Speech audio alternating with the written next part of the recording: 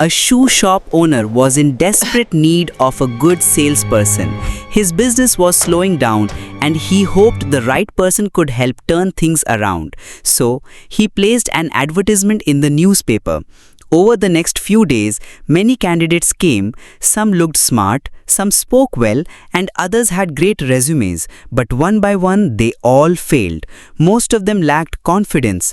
They hesitated while talking to customers, fumbled when showing the shoes, and stuttered when quoting prices. By the end of the day, the owner was disappointed. He thinking maybe he'd never find the right person. Just then, the last candidate walked in, young, calm and smiling. The owner, out of habit now, handed him a pair of shoes and asked the same question he'd asked everyone else. "Can you sell this pair of shoes for 500 rupees? The candidate looked at the shoes, ran his fingers across the stitching and confidently replied, "Sir, I can sell these for 550 rupees. The owner raised an eyebrow. "Really?" "Yes, sir, and with a happy customer too." The owner, slightly impressed but skeptical, said, "If you can actually do that, the job is yours with a higher salary." The candidate nodded, rolled up his sleeves and waited patiently. Soon a customer entered the shop. The candidate stepped forward, smiling warmly. "Welcome, sir. Looking for something special today?" "I want to check out some shoes," the customer said, not sounding too serious.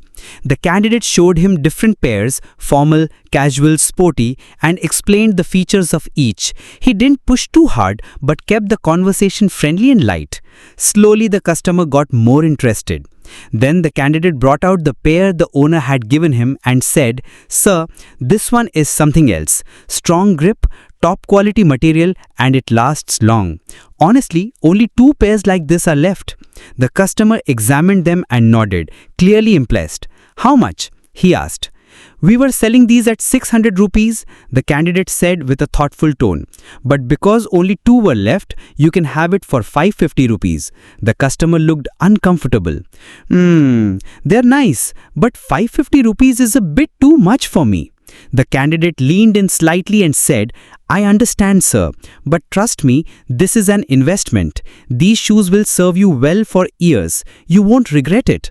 The customer smiled, but then looked away. "Honestly, I don't have enough cash right now." The candidate paused for a moment and then said something that surprised even the shop owner. "That's okay, sir. You can pay the rest later." The customer was taken aback. "What? Seriously?" "Of course," the candidate said gently. "You like the shoes, that's what matters. How much do you have right now?" "Only 450 rupees? Done. Pay the rest when you can," said the candidate without hesitation. He packed the shoes, smiled and handed them over. The shop owner, who had been silently watching everything, walked over fuming. "What did you just do?"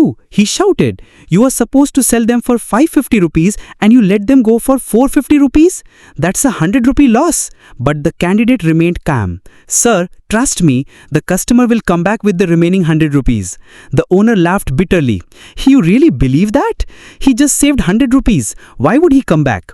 The candidate looked the owner straight in the eyes and said with a small grin, "Because I gave him 2 shoes for the same foot." There was a moment of stunned silence. The owner stared at him and then burst into laughter. "You've got the job and the higher salary, just as I promised." Moral of the story? In life, intelligence is good, but presence of mind is powerful. Success doesn't always follow rules. Sometimes it comes to those who think differently, act boldly, and speak with kindness. The right words, a sharp mind, and a little confidence can turn any situation in your favor. And when you combine smart thinking with people skills, you don't just make a sale, you make a difference.